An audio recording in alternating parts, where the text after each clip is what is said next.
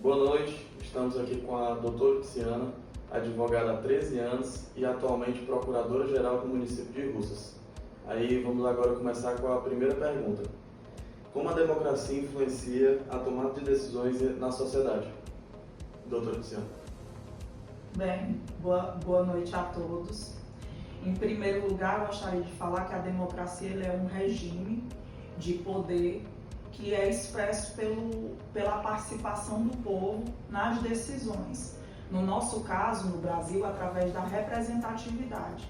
Os eleitores, através do voto, elegem seus representantes, tanto para o executivo como para o legislativo, e a partir daí as decisões são tomadas, né? Os princípios da democracia são o voto popular universal, a existência de uma Constituição que regule, né, os atos políticos, os direitos e os deveres de todos os cidadãos e as políticas públicas.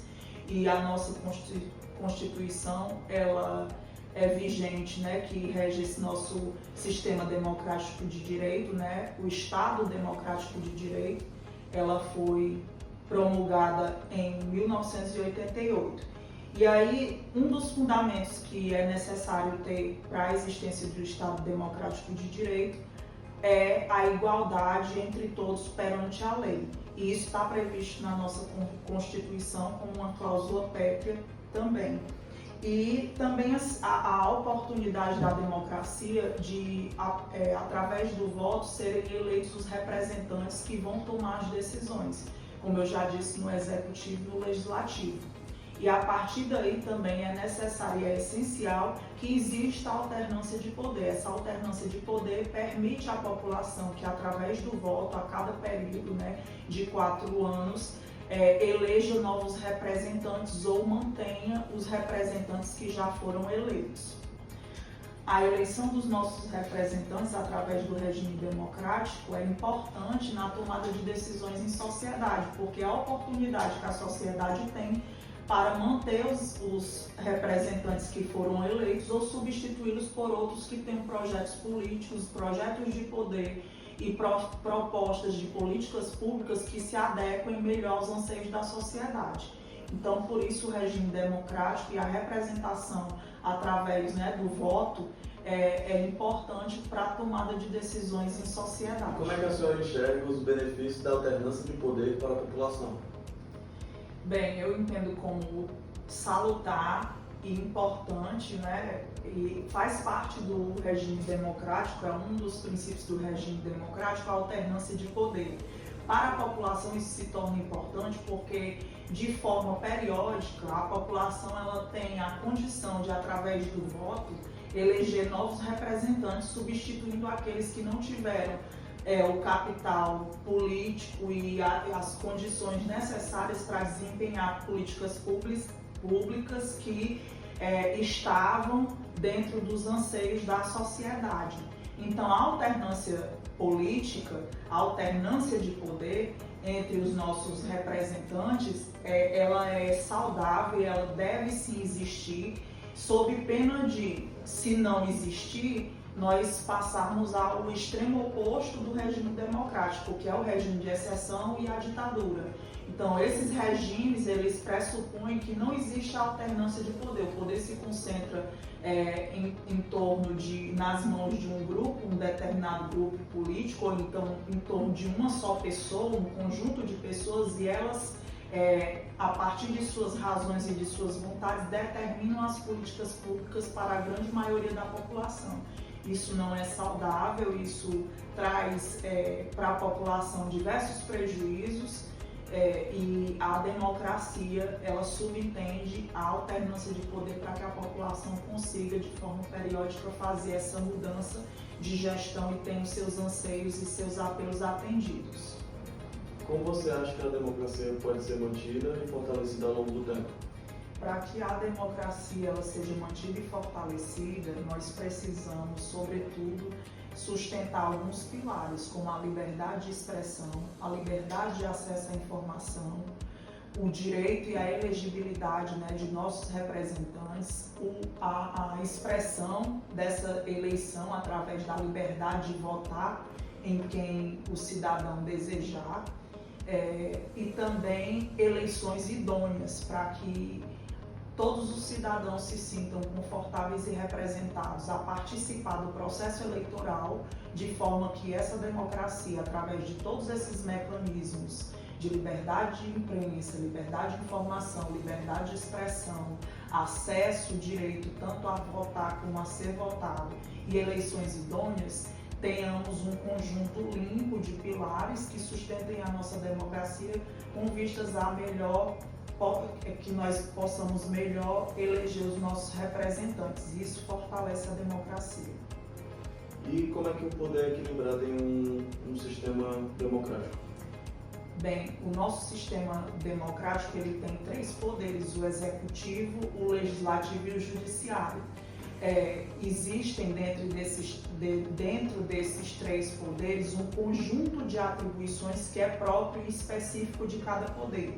Então, a forma de equilibrar é controlar e fiscalizar, né, uns aos outros dentro das suas atribuições, e aí cada poder se restringir dentro de sua atuação àquela que foi atribuída legalmente pela Constituição.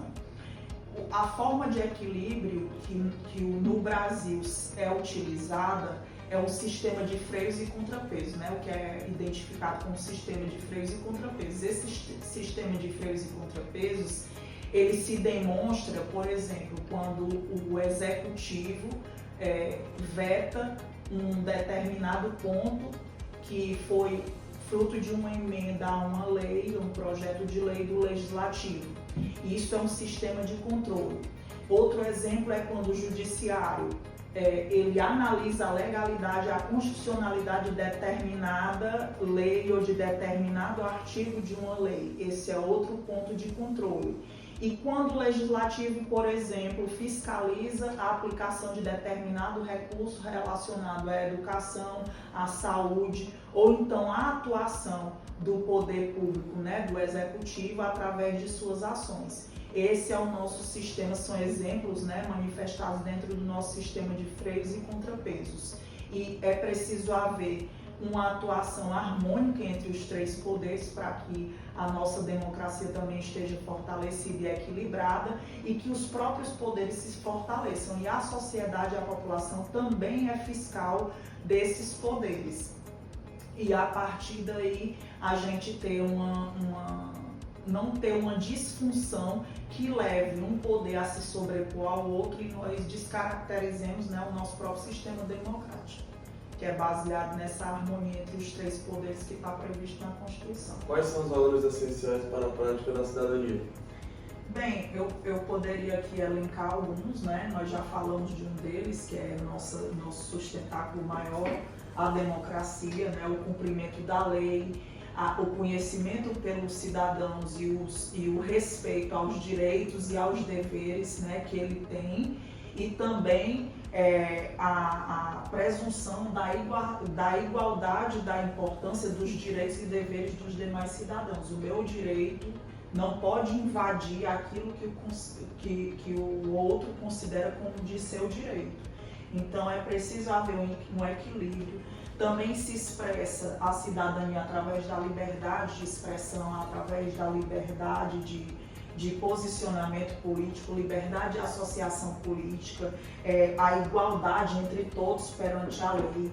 O princípio também que nos sustenta, que é o princípio da solidariedade, nós precisamos, né, através da nossa prática de cidadania, sermos solidários tanto nas obrigações como nas nossas responsabilidades, nos nossos deveres, né?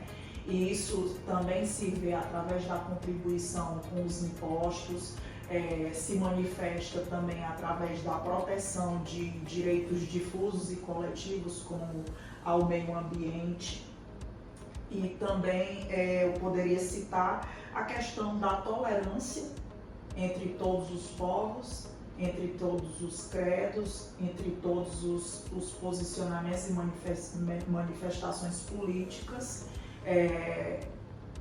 o bem-estar social, coletivo como um todo, e o respeito que deve imperar, né, em todas as práticas de todos os cidadãos. Eu acredito que através desse conjunto de fatores, conjunto de valores, se manifesta e se expressa a cidadania.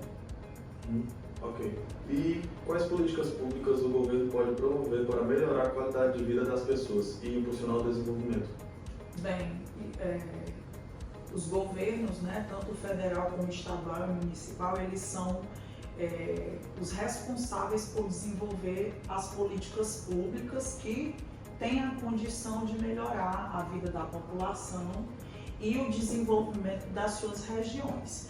Então, assim, a promoção das políticas públicas em assistência social, saúde, infraestrutura, geração de emprego e renda, controle, bem-estar, meio ambiente equilibrado, urbanização, elas precisam ter uma atenção maior na população, nos anseios da população, para que a população se sinta, sim, beneficiada através dessas políticas públicas, né? Nós temos a infraestrutura, a pavimentação, o saneamento básico, nós temos políticas em saúde pública, que aqui no nosso caso nós temos buscado desenvolver através da assistência à saúde a pessoas que têm problemas, que se tornam incapacitadas, não têm condição de ir aos seus postos de saúde, para que uma equipe se desloque aos seus lares. Na questão da proteção e do bem-estar em meio ambiente, nós temos aqui uma política de controle e castração da população de gatos e cães, das pessoas em situação de vulnerabilidade. Em relação à questão da educação, nós temos promovido uma ampliação do atendimento às crianças e adolescentes que têm, né, fazem parte do espectro do autismo. Nós temos desenvolvido na assistência social vários tipos de mecanismos de política pública voltada para o bem-estar da mulher, para a proteção às crianças e aos adolescentes em situação de vulnerabilidade, de segurança alimentar. Enfim, são diversas as políticas públicas que um governo municipal, um governo estadual e um governo federal tem a condição de desenvolver para o melhor benefício da população. Isso é muito importante, para isso nós temos que ter bons representantes nos permitindo ter acesso a essas políticas públicas e que eles façam os seus papéis. Quais são as principais forças que o Estado utiliza para controlar a sociedade? Bem, em primeiro lugar, o Estado ele precisa, como aspecto intrínseco da sua existência, ele é a instituição que trata da proteção aos direitos e garantias individuais e também para salvaguardar a paz social. Então, ele pode sim usar mecanismos de forças para controlar e limitar as ações individuais em detrimento do agir individual, favorecendo o bem-estar social através de uma conduta coletiva. E os principais mecanismos que o Estado utiliza são o ordenamento jurídico através das leis e normas e, em último caso, a força. E o ordenamento jurídico, ele traz um compilado de regras estabelecidas em leis e em diversos normativos que balizam a conduta do cidadão através, né, do seu agir. E, em último caso, o Estado pode usar a força, que traz para si o controle, para o efetivo cumprimento das leis e das normas. Então, a força, né, o poder de polícia, que é a força utilizada pelo Estado, ele possibilita que o Estado intervenha em relações, né, privadas quando existe o cometimento de uma ilegalidade. Quando aquela pessoa está ultrapassando o seu limite de agir, está ferindo os direitos e os deveres, né, os seus deveres e infringindo os direitos de outros cidadãos. Então, nesses aspectos, o Estado ele consegue fazer o controle social através do uso da força. Mas nós não podemos esquecer também outras medidas de controle social, que o Estado também faz através da educação e através da consciência, do despertar da consciência individual também. A educação, por quê? Porque a educação ela proporciona aos indivíduos o acesso ao conhecimento, a assunção de sua perspectiva enquanto pessoa, né, o seu desenvolvimento pessoal e a construção dos seus princípios e valores, a despertar na sua forma de agir individual o respeito para com os direitos e também para com seus deveres enquanto cidadão e também o respeito aos direitos dos outros. E a senhora acha necessário que o Estado possua o uso do monopólio da força? Bem, essa é uma pergunta um tanto subjetiva, mas no meu ponto de vista, eu entendo que sim, o Estado deve manter o controle do uso da força, principalmente do poder de polícia, porque caso contrário nós poderíamos ter um excesso desse controle se praticado individualmente por cada cidadão. Então, o Estado detendo o uso da força, ele detendo o uso do poder de polícia, ele consegue concentrar para si a sua responsabilidade e também o controle social das normas, sob pena de a gente voltar aos primórdios, né, onde foi começado a idealizar os primeiros relatos de leis, quando se tinha a pena de olho por olho, dente por dente, onde aquele cidadão poderia ir ali e tomar satisfação com aquele que feriu o seu direito, e ali, se fosse um ladrão, cortar sua mão, ou se fosse furando o olho, furar o seu olho em troca, e nós voltaríamos a um regime de barbárie. Então eu entendo que é importante sim o Estado manter o controle da força. Com certeza. E observando por outro aspecto, como é que os impostos são utilizados pelo governo? Bem, também é uma pergunta bem complexa, né? Nós temos diretrizes na utilização dos impostos dadas pela própria Constituição. Então, dependendo da esfera de governo, seja federal, estadual ou municipal, existem diretrizes a serem seguidas na aplicação dos recursos oriundos de impostos. Então, nós temos a Lei de Diretrizes Orçamentárias e a Lei Orçamentária Anual, a LDO e a LOA, e elas definem a aplicação dos recursos pelos governos. Essa aplicação dos recursos relacionados aos impostos, ela precisa ser observada dependendo do âmbito de atuação, mas, a grosso modo, os impostos, né, o proveito dos impostos é para que eles sejam revertidos à sociedade em políticas públicas de manutenção, em saúde, educação, segurança pública, moradia, lazer, equipamentos culturais, projetos culturais, políticas públicas que revertam em favor da sociedade aquilo que elas contribuíram através do pagamento dos tributos. Esse é o caráter social da contribuição, né, e da reversão dessa contribuição para a sociedade. Certo. E como é que o governo pode investir nas áreas da saúde e na área da educação? Bem, a Constituição também ela coloca um limite mínimo já para evitar a escassez de recursos nessas áreas que são tão importantes. Existe um limite mínimo de aplicação pelos entes públicos, seja federal, estadual ou municipal, no caso da educação de 25% e no caso da saúde de 15%. Então, no mínimo do seu orçamento, 15% o município precisa aplicar em saúde e 25% precisa aplicar em educação.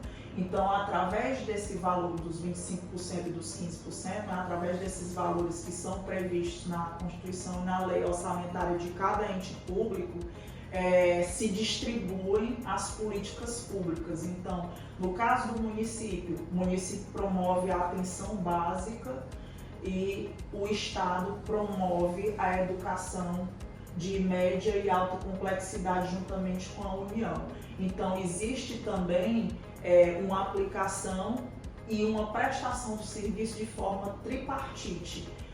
A distribuição do recurso para as 3 esferas determinada, né, no orçamento da União, ela segue uma diretriz e também a aplicação do recurso precisa seguir essa diretriz, porque o município ele não consegue prestar uma assistência, talvez, né, dependendo da sua capacidade econômica, de alta e média complexidade. Então, é preciso observar esses caracteres individuais de cada política pública, dependendo do ente que você vai analisar. E eu acredito que é muito importante ter esse limite mínimo de aplicação para que os recursos sejam voltados, né, para as áreas que demandam mais atenção e assistência à sociedade e à população. Certo. Muito obrigado, doutora Tiziana, por ter respondido as nossas perguntas. E por aqui a gente está encerrando agora nosso podcast. E foi isso. Gostaria de deixar um abraço a todos e também agradecer a oportunidade e fico aqui à disposição.